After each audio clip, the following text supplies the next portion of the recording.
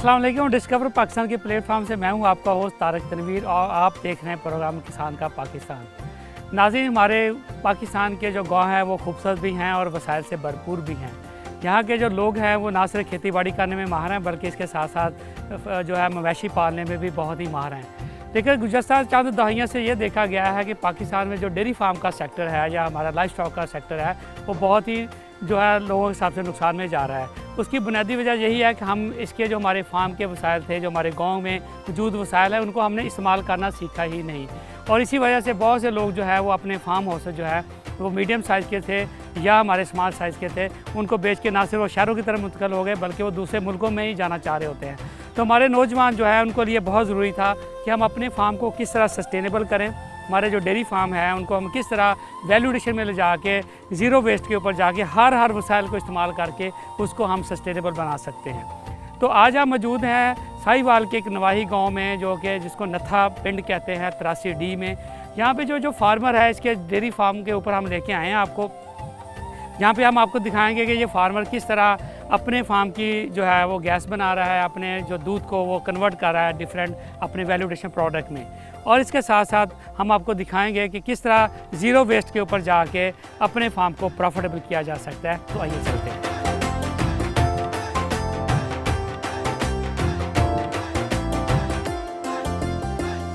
जी, जो मेरे साथ मौजूद हैं प्रोफेसर डॉक्टर तलत तनसीर पाशा साहब। पाशा साहब माशाल्लाह जो पाकिस्तान की सबसे बड़ी एनिमल यूनिवर्सिटी है, university of veterinary animal sciences Lahore, उनके वाइस चांसलर और सबसे लंबा टेन्योर जो है ना 2 टेन्योर इन्होंने इसको जो है ना लीड किया है यूनिवर्सिटी को।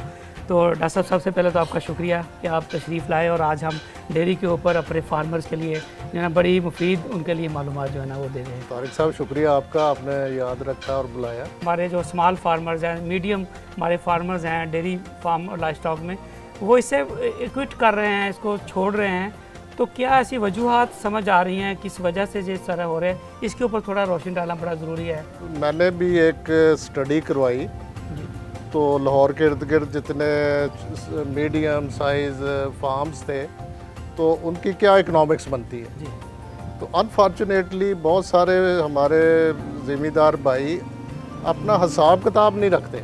बिल्कुल ठीक है कि उनका कौन सी चीज़ है, फीड पे क्या कॉस्ट आ रही है, मैनेजमेंट पे क्या कॉस्ट आ रही है, एनिमल पे क्या कॉस्ट आ रही है, और उसको इवेलुएट नहीं करते। और एंड ऑफ डे वो कहते हैं जी हमें घाटा पड़ गया। भाई क्यों घाटा पड़ा? पहले तो ये देखें ना, ये फार्मिंग बाय डूइंग ही आती है, बिल्कुल, लेकिन इसमें इम्प्रूवमेंट कैसे करनी है जी।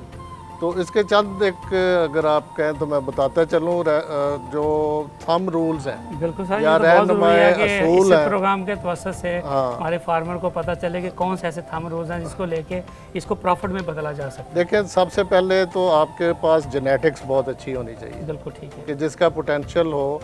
अगर आप डेयरी की बात कर रहे हैं कि अच्छा दूध देने का, बिल्कुल ठीक है। अच्छा जेनेटिक्स के बाद जो सबसे अहम चीज़ है उसको एनिमल जहां आपने रखना है उसकी कंफर्ट। बिल्कुल ठीक है। आप यहाँ आपने देखे हैं कि ये फार्म इसके एनिमल्स की जेनेटिक्स बहुत अच्छी है, इनका शेड अच्छा है, डिज़ाइन मतलब बड़ा और परफेक्टली किया गया है इसको। वेंटिलेशन प्रॉपर है, जो पानी है हर वक्त फ्रेश मिल रहा है। बिल्कुल अच्छा, ठीक है। दूसरी बात ये है कि जो आपकी प्रॉफिटेबिलिटी है या कॉस्ट है उसमें सबसे अहम जो चीज़ है वो आपकी फीड है। बिल्कुल ठीक है। 65 to 70% जो डेली इनपुट है आपकी वो उसकी फीड के ऊपर। बिल्कुल ठीक है। अच्छा, फीड में हम कहते हैं जी कि नॉन न्यूट्रिएंट्स ज़्यादा दें कि वो ज़ाया हों, और नॉन न्यूट्रिएंट्स कम दें। ऐसा आपकी तो बेसिकली मास्टर डिग्री ही एनिमल न्यूट्रिशन में। एनिमल हाँ न्यूट्रिशन जी। पे होता है। अच्छा, उसमें ये है कि हर जो काफ हैं उनकी फीड की और रिक्वायरमेंट है, बिल्कुल ठीक है। जो दूध देने वाले जानवर हैं उनकी फीड की और रिक्वायरमेंट है, बछड़ियाँ हैं उनकी फीड की और रिक्वायरमेंट है। अगर उसके मुताबिक हम उनको फीड देंगे, और फिर इसमें जो सबसे अहम चीज़ जो फीड में है वो होती है उसकी यूनिफॉर्मिटी। बिल्कुल ठीक। अच्छा, यूनिफॉर्मिटी फीड की न्यूट्रिएंट्स की कैसे हम कर सकते हैं? तो आजकल बहुत अच्छा एक तरीके हैं वो हे और साइलेज का है। बिल्कुल ठीक है। साइलेज एक ऐसी अच्छी फीड है कि जब आम तौर पे हम कॉर्न का साइलेज बनाते हैं ओट्स का भी बना सकते हैं। बिल्कुल ठीक है। अच्छा, कॉर्न जब मैक्सिमम उसके न्यूट्रिएंट्स पर एकड़ हो उस वक्त उसको हार्वेस्ट कर। अच्छा, फिर उसको जब हम फीड करेंगे तो वो यूनिफॉर्म, आपको पता है जी कि इस साइलेज से ये न्यूट्रिएंट्स आ रहे हैं जी। इसको हमने सप्लीमेंट करना है वनडे से। बिल्कुल ठीक है। अच्छा, सिमिलरली हे जो है जी वो भी हम लूसन का बना सकते हैं, बरसीम का बना सकते हैं। जी। अगर हम सब्ज़ चारे पे जाएंगे ना, सब्ज़ चारा थोड़ा बहुत साथ विटामिन रिक्वायरमेंट के लिए ज़रूरी है। अगर आप मुकम्मल सब्ज़ चारे पे जाएंगे तो वो पॉसिबल नहीं है। उसके बाद उसकी ब्रीडिंग बहुत अहम है। बिल्कुल ठीक, बेहतरीन। कि अगर एवरी ईयर आप काफ ले रहे हैं जी तो वो एनिमल आपके लिए प्रॉफिटेबल है। बिल्कुल ठीक है। तो टाइम पे ब्रीडिंग इसकी बहुत ज़रूरी है। बेहतरीन। अच्छा, लास्ट पे जो चीज़ है जो इस फार्म पे जिसकी बहुत ज़्यादा अहमियत है वो आपके प्रोडक्ट की दूध की वैल्यू एडिशन है। बिल्कुल ठीक है। अगर तो आपने दूध दोधी को देना है, जो आपने प्रॉफिट लेना है वो नहीं होगा। बिल्कुल सही। अच्छा, उसका या तो आप डायरेक्ट कंज्यूमर के पास लेके जाएं जी या उसकी जैसे यहाँ हो रहा है वैल्यू एडिशन हो रही है। बिल्कुल सही। और जो वैल्यू एडिशन है उसमें वो खोया बना रहे हैं, पनीर बना रहे हैं। अदर चीज़ें बन। हाँ, ऐसा आपके भी जब आप यूनिवर्सिटी में तो हमने देखा बड़ा आराम से आपने उसमें मैंने खुद वो मैंगो का जो Flavored milk हम बच्चों आपने को कंटीन पे अवेलेबल होता था बड़े आराम हाँ से। जी। तो वैल्यूडेशन मैं समझता हूँ ये बहुत ज़रूरी है कि हम पाकिस्तान में अपने फार्मर्स को वैल्यूडेशन के ऊपर ज़रूर इसके सर ऊपर आप बात कुल्फियाँ बना लें, उसकी प्राइस ज़्यादा है, उसकी प्राइस बिल्कुल दूध की प्राइस से तो ज़्यादा। डॉक्टर साहब कहाँ पे हम खड़े हैं दुनिया में? अगर देखें पनीर बटर घी और सारी पूरी इंडस्ट्री बना ली है और अब अभी तक हम इसको प्रोसेस में लेके नहीं जा सके। देखें जी, अनफॉर्चुनेटली हम सॉफ्ट ड्रिंक्स और इसकी तरफ तवज्जो हो गई। एक तो दूध पीने की आदत ख़त्म हो गई। बिल्कुल ठीक। आपको पता है कि हमारे देहात में ये जो लस्सी, दूध, दही और जो हमारी ग्रैंड माँ हमें मक्खन, इन चीज़ों के ऊपर तवज्जो थी। उस वक़्त बच्चों की सबकी सेहत भी बेहतर होती थी और जिस घर में वो दूध नहीं था वो साथ वाले लस्सी से प्रोटीन मिल जाती थी।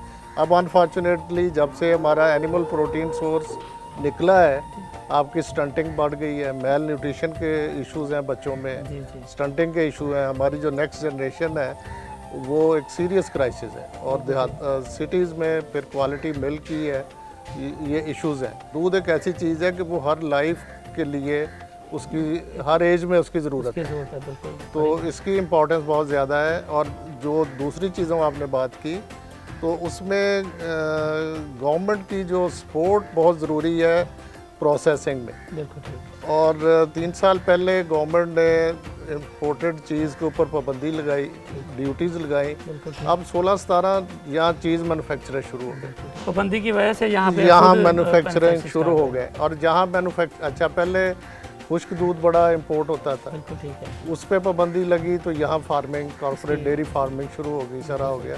तो हमने ये ऐसी चीज़ें हैं कि जो हम यहाँ प्रोड्यूस कर सकते हैं। दरअसल ये बड़ा ज़रूरी है गवर्नमेंट की पॉलिसीज़ जारी बात किसी भी सेक्टर को डेवलप करने में, उसको प्रॉफिटेबल में लाने में और आम पब्लिक के लिए, आम फार्मर्स के लिए उसको प्रॉफिट बनाने में गवर्नमेंट की पॉलिसी का बड़ा किरदार होता है। बिल्कुल सही। आपने सर इतनी बड़ी यूनिवर्सिटी को लीड किया, पाकिस्तान में सारी सबसे बड़ी एनिमल यूनिवर्सिटी है, तो ये किस तरह से गवर्नमेंट की पॉलिसी को आप समझते हैं कि ये कितनी किसानों की फ्रेंडली है? देखें, एवरी गवर्नमेंट उनका फोकस किसानों पे होता है और ये इवन जो केयर टेकर गवर्नमेंट भी है, इनके साथ भी हमारी 2-3 मीटिंग्स आ गई हैं। इनका डेवलपमेंट प्लान जो है लाइवस्टॉक का पंजाब का वो अप्रूव हो गया है और टॉप ऑफ डैट इन्होंने यूनिवर्सिटी को सपोर्ट किया है रिसर्च के लिए। 7 प्रोजेक्ट रिसर्च एंड ट्रेनिंग, क्योंकि जो यूनिवर्सिटीज़ में नॉलेज क्रिएट हो रहा है जब तक वो फार्मर के पास नहीं पहुंचता तो वो टेक्नोलॉजी ट्रांसफ़र के लिए उसका फ़ायदा नहीं हो। अभी पंजाब गवर्नमेंट का एक प्रोजेक्ट अभी कंप्लीट हुआ है, उसमें डेयरी की मिल्क वैल्यू चेन के ऊपर ट्रेनिंग थी और बेशुमार ट्रेनिंग्स कराई उन्होंने जी कि चीज़ कैसे बनाना है, स्मॉल स्केल पे प्रोसेसिंग कैसे करनी है, बटर कैसे बनाना है और दूध की क्वालिटी और उसमें क्लीनलीनेस कैसे रखनी है। और लास्ट बात मैं आपसे करना चाहूँगा फार्म की, वो जो यहाँ पे चल रहा है वो जितने रिसोर्सेज हैं उनकी रिसाइकलिंग है। बिल्कुल ठीक। अब आपने देखा है कि जो गोबर है बायोगैस प्रोड्यूस होती है, बिल्कुल सही। स्लरी जो है वो उधर जा रही है एग्रीकल्चर लैंड के लिए। बिल्कुल सही, तो ये जितना हम नथिंग इज़ वेस्ट, बिल्कुल सही। ये जितना रिसाइकल करेंगे वो उतना ही फार्म जो है वो profit में- एनवायरनमेंट के लिए भी अच्छा है, हाँ जी, और आप एनर्जी की रिक्वायरमेंट भी पूरी कर रहे हैं सेल्फ जनरेशन से, बिल्कुल सही। और फार्म की प्रॉफिटेबिलिटी के लिए भी बहुत। बेहतरीन जी। डॉक्टर साहब, जिस तरह आपने रिसर्च और डेवलपमेंट की बात की, फिर ट्रेनिंग्स की बात की, तो गवर्नमेंट की तो रिसर्च एंड डेवलपमेंट हो रही है, हमारे साइंटिस्ट लगे हुए हैं, सारी चीज़ें बेहतरीन ब्रीड बन रही हैं इसके ऊपर। तो क्या ये वाली रिसर्च जो है, या किस तरह फार्मर्स को ट्रेनिंग पे, किस तरह को इसके लिए, जैसे यूनिवर्सिटियाँ हैं, अदारे हैं, किस तरह फार्मर फैसिलिटेट हो सकता है इसके ऊपर? इसमें हमारे फार्मर को सब नहीं पता इसके ऊपर, कहाँ से ट्रेनिंग लेंगे, इसमें- कहाँ पे जाएंगे, कहाँ से हमारी इसमें हमने data एक लेंगे सारा? प्रोजेक्ट पहले किया था, वो अभी कंप्लीट हुआ है। वो वीकेंड ट्रेनिंग प्रोग्राम था और 5 डेज ट्रेनिंग प्रोग्राम था। ये जो शॉर्ट ट्रेनिंग, ये तो शॉर्ट बहुत अच्छी, ट्रेनिंग फार्मर फार्म के ऊपर आके रहते थे बिल्कुल ठीक है और उधर फार्म की सारी एक्टिविटीज़ देखते थे, लेक्चर भी प्रैक्टिकल भी। जी।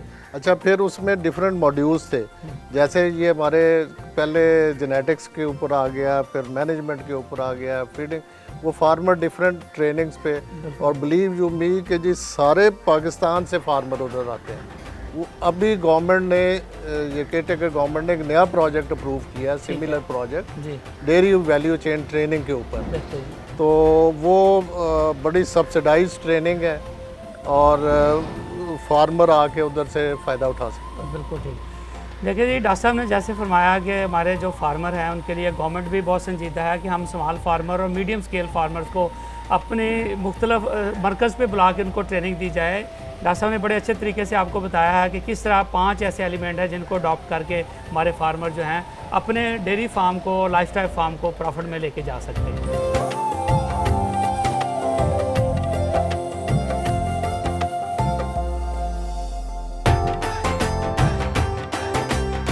तो मेरे साथ मौजूद है नसीम सादिक साहब, जो इस फार्म के ओनर हैं, और हम आज को आपको बताने वाले थे एक सस्टेनेबल फार्म जो होता है उसमें कौन कौन से ऐसे पैरामीटर्स हैं जिसको अडॉप्ट किया जाता है। तो वेरी काइंड नसीम साहब कि आपने सर हमें इनवाइट किया और हम राइट द वे के इतना अच्छा जो हम एक आज बड़ी मुफीद मालूमात जो है ना हम अपने किसानों को देने जा रहे हैं। थैंक यू वेरी मच जी। बहुत शुक्रिया। तो नसीम साहब, सबसे पहले तो मैं समझता हूँ कि आप इस फार्म के बारे में बताएं कि ये कोई जो फार्म होता है एक सस्टेनेबल जो हम बात करते हैं उसमें कौन कौन से पैरामीटर्स होते हैं जिसको अडॉप्ट करना बड़ा ज़रूरी होता है हमारे फार्मर्स के लिए। पर भाई, एक तो आपकी टीम का बहुत मैं शुक्रगुजार हूँ, और बल्कि मैं नहीं, मेरा पूरा गांव आपके शुक्रगुजार हैं कि आपने हमारी प्रॉब्लम्स को, फार्मर्स की, छोटे फार्मर्स की प्रॉब्लम्स को अंडरस्टैंड करने के लिए एफ़र्ट्स की हैं और इस गर्मी और इस धूप में तशरीफ़ लेके आए। किसी भी फॉर्म के लिए, चूँकि हमारी बहुत सारी पॉपुलेशन 80% पॉपुलेशन जो है वो बेचारी या तो स्मॉल होल्डर है और या लैंडलेस है, बिल्कुल और जिनके पास लैंड है वो भी इस प्रोफेशन को छोड़ते जा रहे हैं। ऐसे कुछ पॉलिसीज़ हमारी जो है नेशनल लेवल पे इनकंसिस्टेंट है। दूसरी चीज़ कि हमने कोई इम्पोर्टेड टेक्नोलॉजीज़ इंट्रोड्यूस करवाने की कोशिश की, हमने लोकल विजडम को कभी भी एक्सप्लोर नहीं किया। बिल्कुल सर, बहुत अच्छी बात। जबकि विलेज लेवल पे अगर उस विजडम को एक्सप्लोर कर लिया जाए तो हमारी 50% कॉस्ट ऑफ प्रोडक्शन जो है वो कम हो सकती है। और दूसरी चीज़ कि लोकल विजडम अवेलेबल है, तो लिहाजा आपको ट्रेनिंग की भी किसी को करने की ज़रूरत नहीं बिल्कुल है। सर, बिल्कुल सर। दूसरी जो चीज़ें, हम जिस जगह पे खड़े, आपने ये 2-3 चीज़ें जो ज़रूर देखेंगे कि यहाँ पे हमने कोई नई चीज़, कोई रॉकेट साइंस नहीं की, हमने अपनी ही चीज़ों को इकट्ठा किया, लोकल वसाइल को, लोकल वसाइल को इस्तेमाल और किया गया है। उसको कस्टमाइज करके अपने फार्म के लिए यूज़ कर रहे हैं। ये बेसिकली ट्रैपर, ठीक, और मक्खी जब भी आती है और रात के टाइम पे उसने ऊपर बैठना है तो इसमें ट्रैप हो जाना है।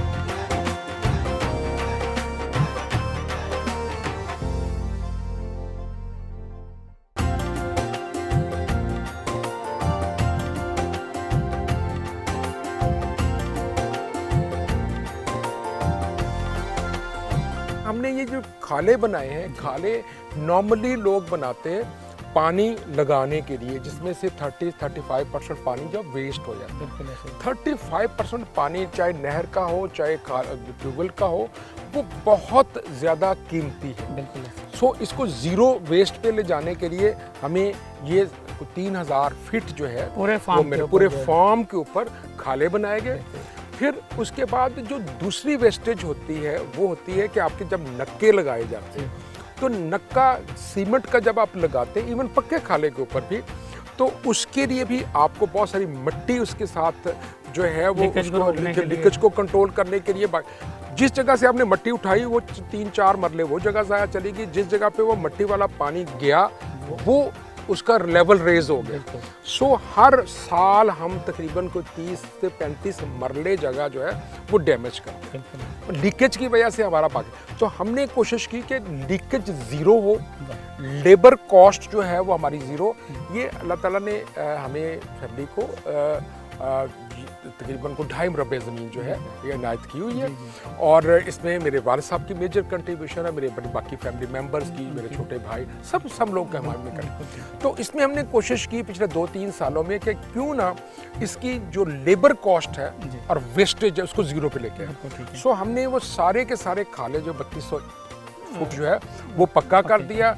हमारे कोई 28 जो इस तरीके से डिस्ट्रीब्यूशन चैनल्स हैं जो सिर्फ लीवर सिस्टम पे हैं, और 1 या 1.5 मिनट के अंदर उनको सिर्फ उंगली के इशारे से हम चलाते हैं। उसकी कोई मेंटेनेंस नहीं है, हर चीज़ लोकल जो है वो यूज्ड बनी हुई है। और आप समझते हैं सीबा कि हमारे छोटे से छोटे फार्मर को भी इस सिस्टम को डेफिनेटली अडॉप्ट करना चाहिए, कोई मुश्किल काम नहीं है ये जिस चीज़ से बना है वो सेकेंड हैंड मटेरियल है, ठीक, कोई नई चीज़ नहीं है, हर जगह पे अवेलेबल है, कोई नई टेक्नोलॉजी नहीं है।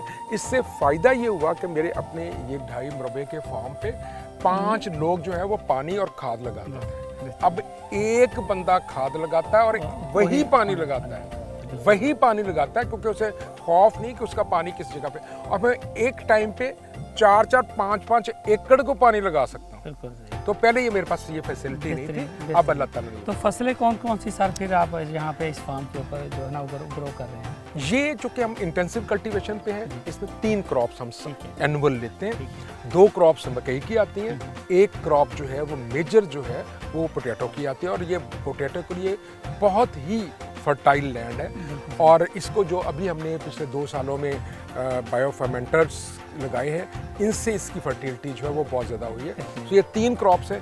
1 क्रॉप हम पका लेते हैं, और जिसका टांड वगैरह ये अब ये देख रहे हैं आप, और अंदर भी देख रहे हैं कि उसको हम बर्न करते हैं, इसको वैल्यू ऐड करके हमारा इसको यूज़ किया जाता है। मैं आपको साइलेज में भी आप और फिर उसके बाद जो 1 क्रॉप है उसको हम 100% जो है वो साइलेज इसका तैयार करते हैं। उससे हमारे 10 दिन पहले ये क्रॉप ख़त्म हो जाती है, जगह खाली हो जाती है, तो हमें वो फ़ायदा हो जाता है। और दूसरी चीज़ कि हमारी अपनी क्रॉप है, और इसकी जो इसकी क्वालिटी है वो हमारी प्रेजेंस में हम उसको इंश्योर करते हैं। तो रशीद साहब, ये जो डेयरी फार्म है, ज़ाहिर बात आप साइलेज भी और ख़ुद चले गए अपनी यहाँ पे पैदा कर रहे हैं, फिर आपने अपनी वैल्यूडेशन पे भी जा रहे हैं, तो हम मेरा ख्याल है कि हम एनिमल्स शेड दिखाते हैं ताकि उसके ऊपर भी हम बात करें कि उसका डिज़ाइन कैसा होगा, और वहाँ पे कौन सी ऐसी चीज़ें हैं जो हमारा फार्मर जो है ना लोकल चीज़ों को इस्तेमाल करके बना सकते हैं।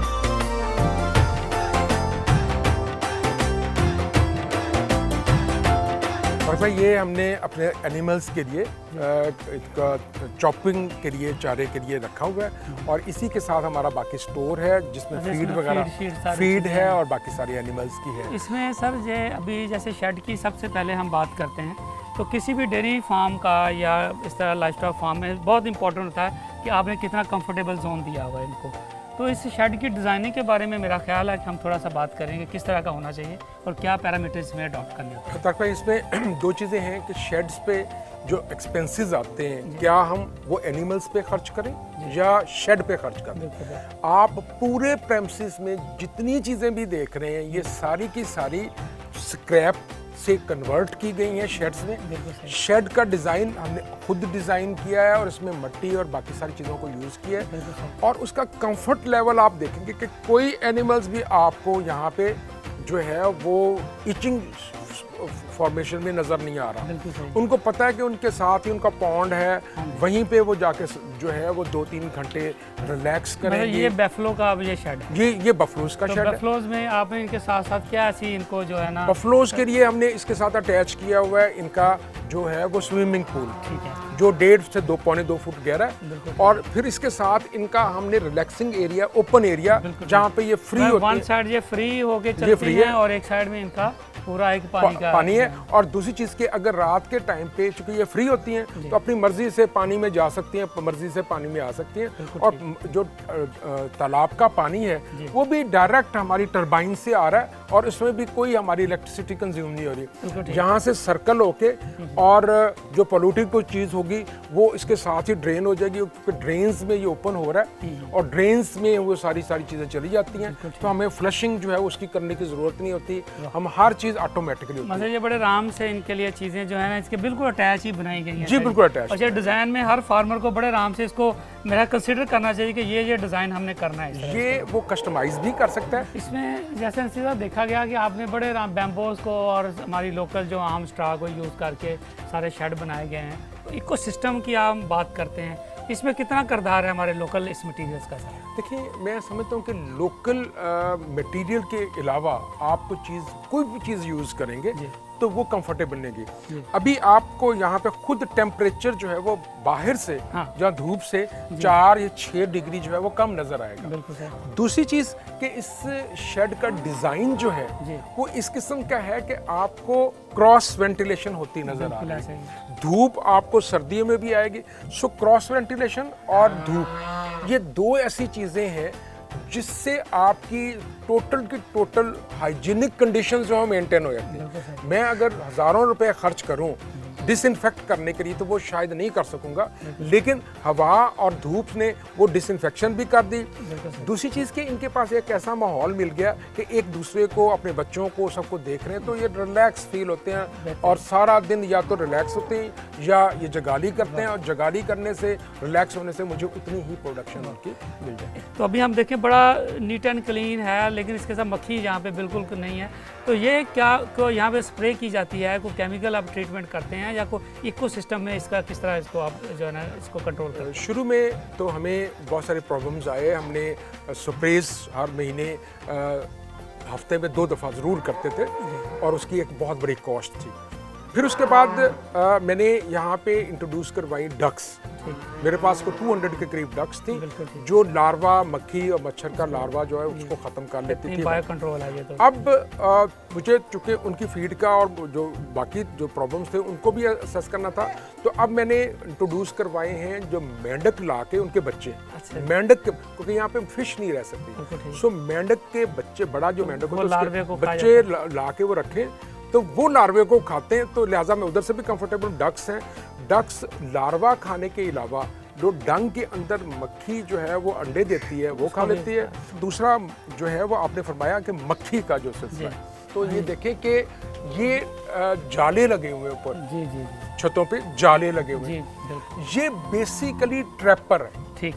और मक्खी जब भी आती है और रात के टाइम पे उसने ऊपर बैठना है तो इसमें ट्रैप हो जाना है, और जब इसमें ट्रैप होना है तो उसमें जो कीड़े ने उस मक्खी को ख़त्म कर देना है। और जब ये मक्खी ख़त्म हो जाएगी तो वो कीड़ा ऑटोमेटिकली ख़त्म होगा। वैसे भी वो एनिमल फ्रेंडली है। बिल्कुल सही। दूसरी चीज़ कि रात के टाइम पे यहाँ पे तकरीबन हज़ारों के हिसाब से लाली आती है। ये ऑर्गेनिक सिस्टम में बर्ड्स उसको जो है ना वो भी खा। और दूसरी चीज़ कि यहाँ पे हमने अलाउ नहीं किया कि किसी बर्ड को भी कोई बंदा डैमेज। मैंने देखा जहाँ के कबूतर, पिगन्स बड़े, जंगली कबूतर बड़े, हमने उनके लिए होल्स बनाए हुए हैं, उनके लिए पिट्स बनाए हुए हैं।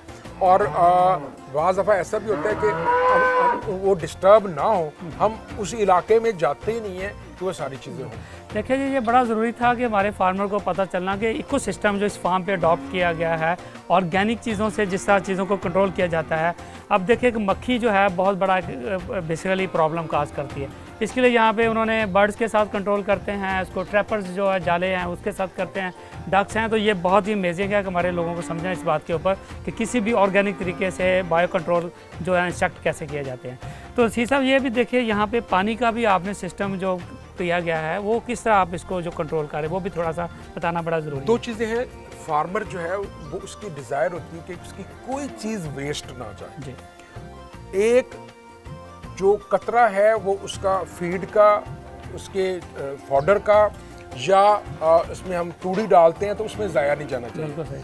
आप खुरलियों का डिज़ाइन और बाकी सारी चीज़ें देख रहे हैं कि एक कतरा भी आपको इनके पाँव के नीचे नज़र नहीं आ रहा। बिल्कुल ऐसे बिल्कुल खाली नज़र आ रही है। और अभी जैसे ही इनको फीड डाली जाएगी वो 100% ये उसको टेकअप कर लेंगी, उसको कंज्यूम कर। बिल्कुल ठीक है। दूसरी जो चीज़ है कि जो हमने पानी के सिस्टम हर जो है वो बाड़े के कुछ के कॉमन है जी और कुछ के अलग अलग बिल्कुल है। ठीक। हर पानी के पॉइंट के ऊपर हमने नमक रखा हुआ है। बिल्कुल सो जानवर की आदत होती है कि वो जैसे नमक को टच करता है तो उसको पानी पीने की डिजायर होती है। सो वो अगर पानी 1 लीटर पिएगा तो नमक खा के वो 4 लीटर पिएगा। सो हमारी डिजायर होती है उसके डिहाइड्रेशन ना हो और वो जो फीड इनटेक है और उसकी जो स्टमक में गुंजाइश है जिसकी फीड की जो पूरी हो चुकी है, लेकिन उसको फिलर के तौर पे पानी चाहिए, वो हमारा पानी है। तो सीसब सबसे ज़्यादा जो अभी इम्पोर्टेंट क्वेश्चन है वो होता है कि आप अपने फीडर्स की जो एनिमल्स का जो फीड है इसके ऊपर बड़ा ज़रूरी होता है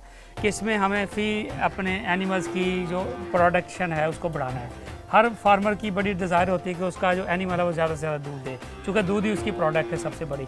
तो इसके लिए कौन सी ऐसी फीड हम इनको देते हैं जिससे इनका दूध भी बढ़ता है और ये सेहतमंद भी रहते हैं?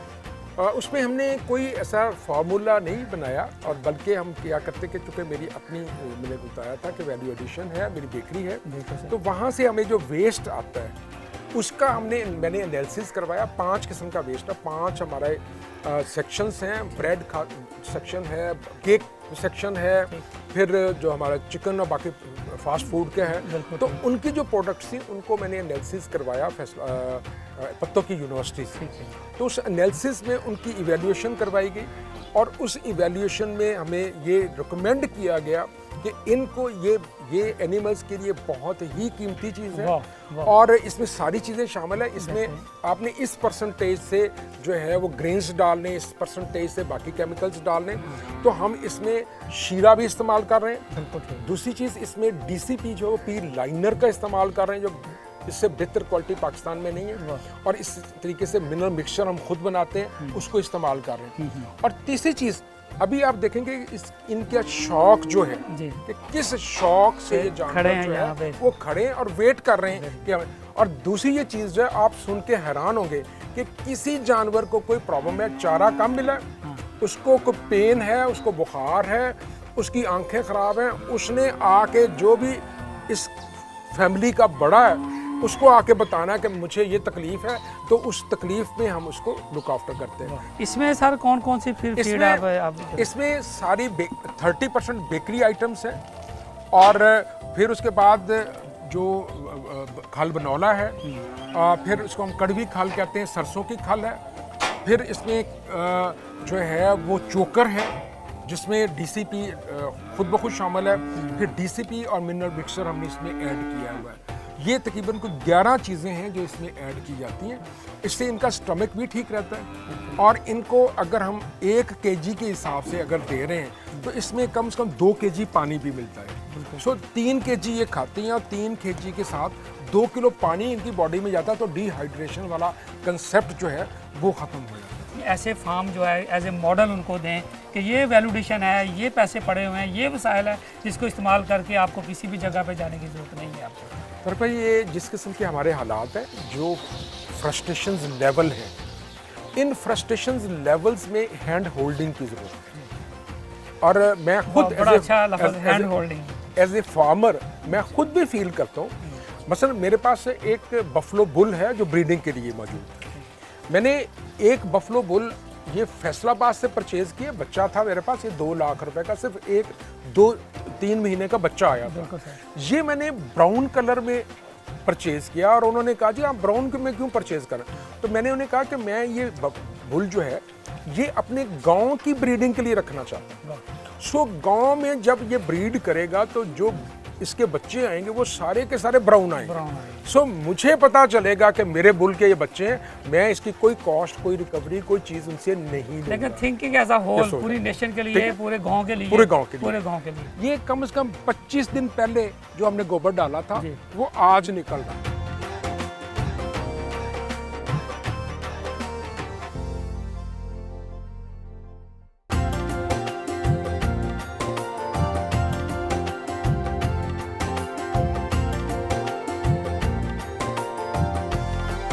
डेयरी फार्म की जब बात करते हैं तो मेरा ख्याल है ब्रीडिंग के ऊपर बात होना बड़ा ज़रूरी है कि हमारे फार्मर को पता चले कौन सी ऐसी बैफलो और कॉज की ब्रीड हैं जो पाकिस्तान के क्लाइमेट के लिए और बाकी चीज़ों के लिए बड़ी ज़रूरी है। मैं एज ए स्मॉल फार्मर ये मेरी ऑब्जर्वेशन है कि बड़ा साइज का एनिमल हम अफोर्ड नहीं कर सकते। उसकी इकोनॉमिक लाइफ है 4 से 5 साल। बिल्कुल ठीक। उसकी इनटेक जो है, उसकी किसी की कैपेसिटी नहीं है कि उसका कैल्शियम ही पूरा कर सके। बिल्कुल सही। सो हमें जो है वो लोकल ब्रीड्स के साथ क्रॉसिंग उन एनिमल्स की करानी चाहिए जिनकी कंसेप्शन क्विक है, जिनका इनटेक कम है, जिनकी मिल्क प्रोडक्शन और मिल्क क्वालिटी बहुत बेहतर है, डिजीज़ रेजिस्टेंट हैं और स्मॉल स्ट्रक्चर्ड हैं। एक गरीब आदमी भी उसका पेट आराम से भर सकता है। अभी मैं आपको एनिमल्स दिखाता हूँ। हाँ। ये एनिमल खड़ा है, बिल्कुल सही। ये सामने छोटे एनिमल्स खड़े हैं। बेहतरीन। इनकी जो पर डे प्रोडक्शन है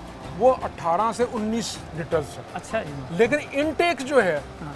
वो बड़ी गाय से जो ये खड़ी है या उधर खड़ी है उससे 1/10 है। और दूसरी चीज़, इसने हर साल बच्चा देना है। 13 महीने के बाद इसने तो बच्चा ये देना कौन सी है। ब्रीड है ये वाली? ये जर्सी ब्रीड जर्सी है ब्रीड। क्रॉस में।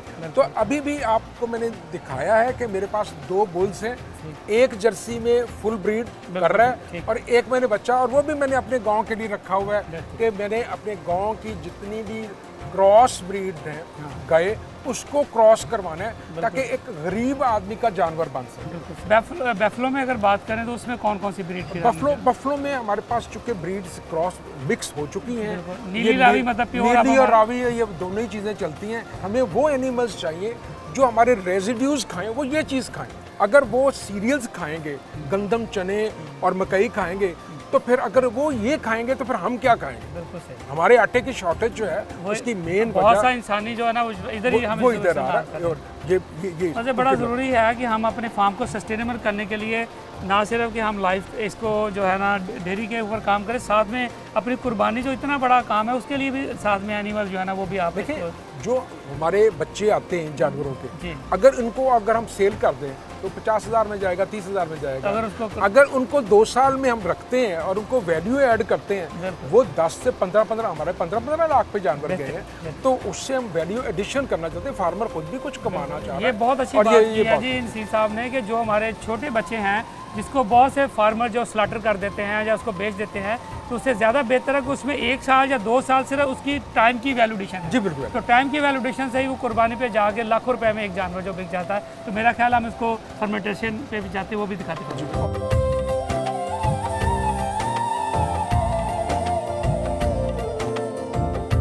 जी साहब, फिर ये फर्मेंटर जो आपने लगाया है इसका थोड़ा सा बताएं कि हमारा जो किसान है इसको किस तरह, मैंने मोस्टली देखा है कि वो इसको रन ही नहीं कर पा रहे, वहाँ पे सस्टेनेबल नहीं है। तो इसको सबसे पहले तो ये बताइए चल कैसे रहा है इसमें? ये एक सस्टेनेबल मॉडल इसलिए बना कि मैंने इसको कस्टमाइज़ किया अपनी ज़रूरत में। मेरा तमाम सिस्टम, ड्रेन, यूरिन वगैरह हर चीज़ पानी जो है वो ड्रेनों के आता है, और मैं गोबर ऊपर से फ्रेश डालता हूँ और डालने के बाद मैं इसको पंप आउट कर देता हूँ। ये पंप आउट होके ज़मीन के अंदर 15 फुट गहरे ये हमारे फर्मेंटर्स बने हैं। 2 फर्मेंटर्स हैं 100 क्यूबिक फुट के। आए मैं आपको दिखाता हूँ कि कैसे चलते हैं।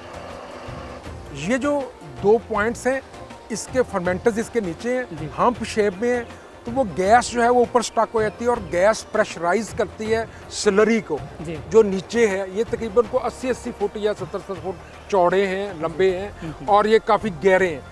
तो ये 2 फर्मेंटर्स हम इनसे गैस जो है वो पाइपों के जरिए निकाल लेते हैं, वो हमारी कंजम्पशन में चली जाती है, फैमिलीज इस्तेमाल करें। एक्स्ट्रा गैस हो तो हम उसको स्टोर कर लेते हैं, और अगर एक्स्ट्रा हमें ना चाहिए हो तो फिर हम इसको स्टोरेज टैंक भी बने हुए हैं। स्टोरेज टैंक्स भी बने हुए हैं, हर चीज़ है, लेकिन हम इसको यूज़ तब करते हैं जब हमें ज़रूरत हो। ये जो स्लरी इसके अंदर से निकल रही है, इन पॉइंट्स के अंदर से निकल रही है, ये कम से कम 25 दिन पहले जो हमने गोबर डाला था वो आज निकल रहा है। बिल्कुल ठीक। सो इसने जो गैस निकालनी थी निकाल ली, और अब ये 100% फर्टिलाइजर है जो इंस्टेंटली अवेलेबल होगी, जो आपके खेतों को जा रही है, खेतों को इंस्टेंटली अवेलेबल। ये जो पूरा फार्म है आपका, इसमें आप कितनी खादें यूज़ करते हैं अपनी फसलों के लिए, चारा इस्तेमाल करने के लिए? कितना जो चारा उगाने के लिए कितनी खादें इस्तेमाल करते हैं, कितनी ऑर्गेनिक है, कितनी इनऑर्गेनिक? अभी मैंने FFC से इसका एनालिसिस करवाया था, हर एकड़ का, पानी का भी और इसका भी। तो उन्होंने मुझे रिकमेंड किया है कि ये जो लेवल्स हैं इसके ऑर्गेनिक के वो 1.3 है, वाह। और जो टॉप मोस्ट लैंड्स है बिल्कुल। उनका, अदरवाइज 0.3 बड़ा रेयर होता है, बिल्कुल rare। 1.3 है। इसमें मैं समझता हूँ ये दूध से लेकर आपके चारे, आपकी फसलें और आपकी प्रोडक्ट प्योरली ऑर्गेनिक और Organic केमिकल में फ्री होगी। तो सीधा इसमें जो फाइनली बात, अगर हम डेयरी की बात करें, अभी हम दूध पे जाएंगे, वैल्यूएडिशन पे भी जाएंगे, तो इसमें जो ऑक्सीटोसिन इंजेक्शन है, इससे कैसे फिर आप ध्यान छुड़ाएंगे? देखिए अजय, ये एक बहुत ही इम्पॉर्टेंट चीज़ है जो आपने अभी बात की है।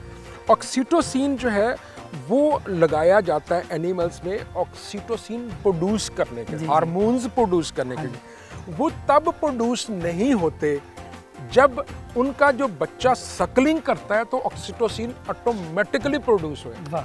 आप यहाँ पे कोई तो एक फिर एनिमल भी फिर नहीं हमारे नजर फार्मर्स ये मिसकंसेप्शन कहाँ से आई कि इसको हमने आर्टिफिशियली तौर पे इंजेक्ट करना है? उसमें इस वजह से आ गई कि आप अगर इधर देखेंगे कि हमारे जो बड़े एनिमल्स के जो बच्चे हैं वो ये अवेलेबल हैं, बिल्कुल छोटे बच्चे ये अवेलेबल हैं। बिल्कुल। हम इसको नहीं बेचते, हम इसको दूध भी पिलाते हैं और और फिर इसको हमने फिर भी नहीं बेचा हुआ। हाँ। फिर हम इसको बड़ा करते हैं, फिर इसको यहाँ इस फार्म से उठा के परले फार्म पे ले जाते हैं, वहाँ पे इसको ईद के लिए तैयार करते हैं और 10 गुना ज़्यादा हम प्रॉफिट ले लेते हैं उसी चीज़। ये मॉडल बड़ा ज़रूरी है जी फार्मर को पता चलना कि ये बेसिकली जो अल्लाह ताला ने सिस्टम डेवलप किया था कि जो बच्चे का और माँ का सिस्टम था उसी में वो खुद ही ऑटो जनरेट हो रहा था।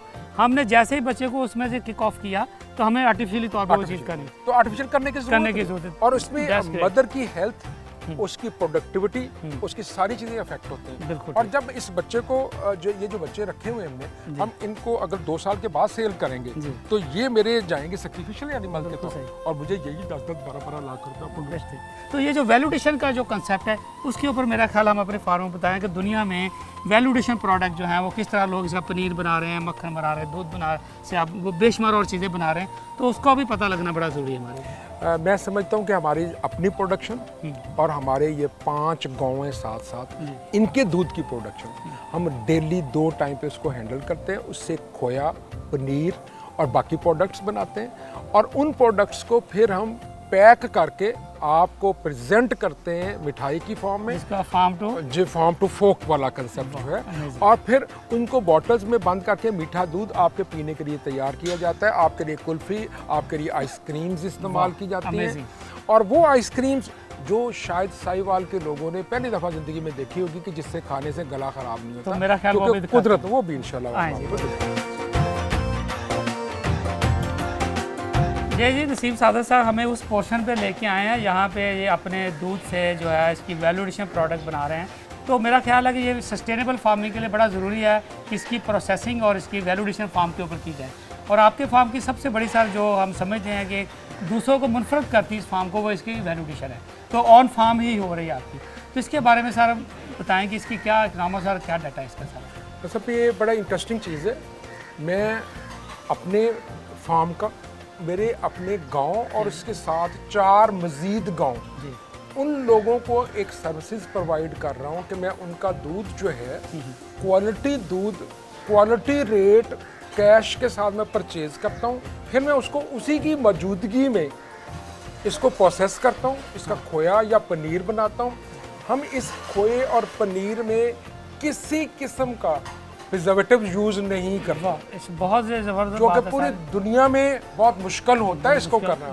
और उसकी वजह यह है कि हमारा 2 टाइम पे इसकी सप्लाईज जो है हमारे अपने सेटअप पे जाती हैं, और वहाँ से इसको फौरी तौर पे आगे फर्दर प्रोसेस करके इसको वैल्यू ऐड करके इसका जो मिठाई बननी है या बाकी प्रोडक्ट्स बननी है वो 3 या 4 घंटे के अंदर इसको बना के पब्लिक के सामने प्रेजेंट कर दिया जाता है। तो ये कितना मुश्किल है, इसको करना आसान है? इसके लिए कोई इक्विपमेंट्स जो यूज़ किए जाते हैं वो बहुत कोई इंपोर्टेड किए जाते हैं या लोकल चीज़ों को इस्तेमाल कर रहे हैं? यहाँ पे क्या मॉडल क्या है यहाँ का? यहाँ पे किसी किस्म का कोई इम्पोर्टेड मटेरियल, कोई इम्पोर्टेड टेक्नोलॉजी इस्तेमाल, ये वो टेक्नोलॉजी जो हज़ारों सालों से हमारे ग्रैंड पेरेंट्स और पेरेंट्स इस्तेमाल कर रहे हैं। दूसरी चीज़ जो है, इसके अंदर हम जो फ्यूल है वो फ्यूल को बहुत टेक्नोलॉजी में यूज़ कर रहे हैं, वही इस्तेमाल कर रहे हैं जो हज़ारों सालों से हमारा। एक तो फर्मेंटर की गैस आप यूज़ कर रहे हैं, दूसरा आपका जो वेस्ट है, वेस्ट दरख्तों का है, आपके फसलों का है। असल जो चीज़ है वो मेरी टीम देखिए सबसे बड़ी बात अभी आजकल चावल है उसको भी लोग आग लगा देते हैं। गवर्नमेंट ने इतना कहा कि इसको रहने दें, आग ना लगाएं,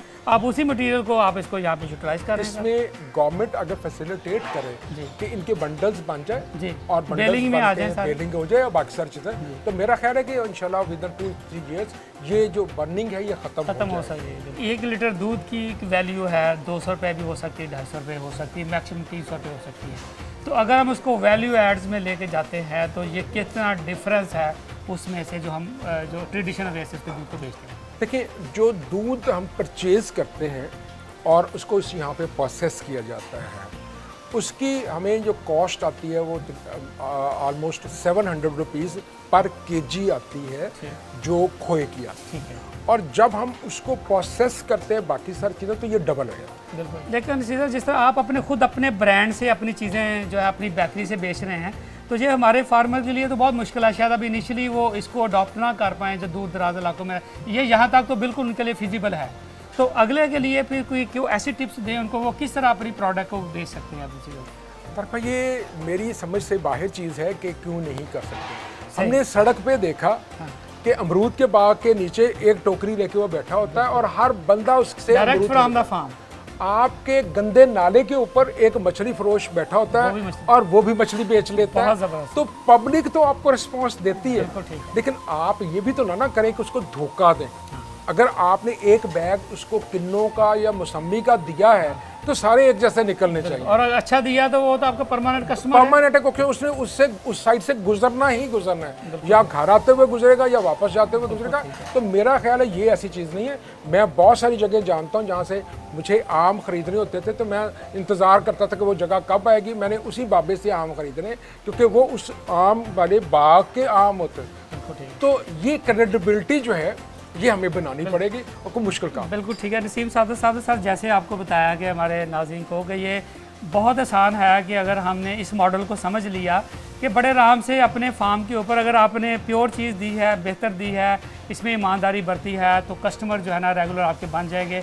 आपको बहुत बड़ी मार्केटिंग की इसमें इस तरह की मुश्किलात नहीं आएंगी अगर आप इसको ईमानदारी से करेंगे। तो मेरा ख्याल है अब हम आपको लेके चलते हैं कि जो इनकी एंड प्रोडक्ट की जो बेकरी है शहर में बनी हुई, वहाँ पे भी चलते हैं तो देखते हैं यही बनी हुई प्रोडक्ट वहाँ पे किस तरह सेल हो रही हैं और लोगों का क्या फीडबैक है।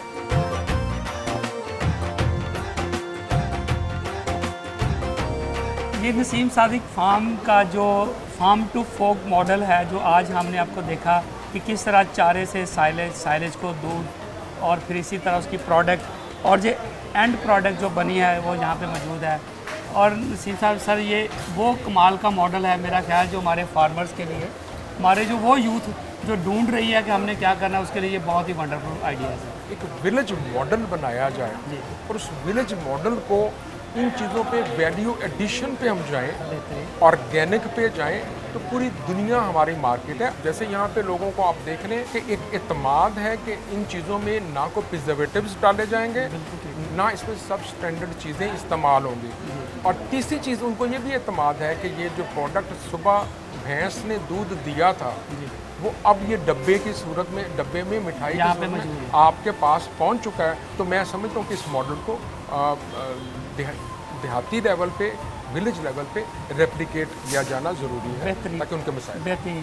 तो यूथ के लिए आप क्या समझते हैं कि ये जो आपका आइडिया है वो किस तरह इसको अडॉप्ट कर सकते हैं? इसकी प्रोडक्शन कॉस्ट है वो मैंने कैसे रिड्यूस की कि वेस्ट को रिसाइकल करके, वेस्ट को मिनिमाइज़ करके, ज़ीरो लेके, मिनिमाइज़ नहीं मैं कहूँगा, मैंने ज़ीरो किया है। और तीसरी चीज़ हर लेवल पे उसको वैल्यू ऐड किया है।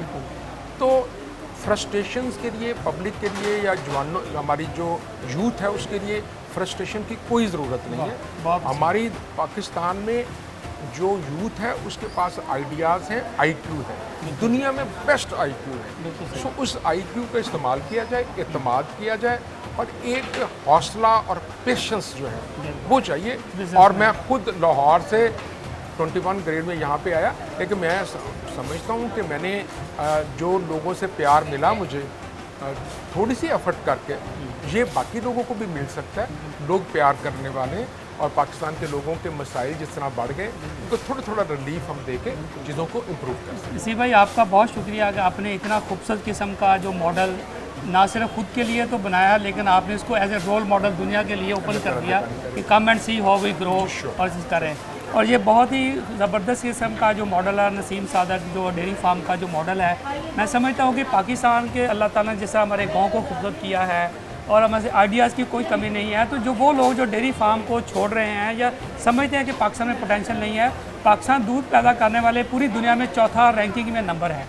और ये बहुत ज़रूरी है कि हमें वैल्यू एडिशन को लेके ज़ीरो वेस्ट के ऊपर जाके अपने इकोसिस्टम को ख़राब किए बगैर अगर हमने इस आइडिया को समझ लिया कि हमारी जो यूथ है वो किस तरह वैल्यू एडिशन में जाके अपने दूध की मैक्सिमम प्रोडक्ट बना सकते हैं, इससे ना सिर्फ वो अपने लिए बेहतरीन रिज़्क का बेहतरीन प्रॉफिट का बाइस बन सकती है, बल्कि वो हमारी एक्सपोर्ट करके मुल्क के लिए बहुत सा जो ज़र मुबादला का भी बाइस बन सकती है। उम्मीद है कि आज के प्रोग्राम में हमने जो मालूमात आपके लिए पेश किए हैं वो बेहतरीन आपके लिए साबित होंगी। इस आइडियाज़ पे काम करके हमारी यूथ जो है डेयरी फार्म के अंदर जो है बहुत सा काम कर सकती है। तो आपसे मिलते हैं अगले प्रोग्राम में नई मालूमात के साथ। अपने होस्ट तारक तनवीर को दीजिए इजाज़त और आप देखते रहिए किसान का पाकिस्तान, सिर्फ डिस्कवर पाकिस्तान।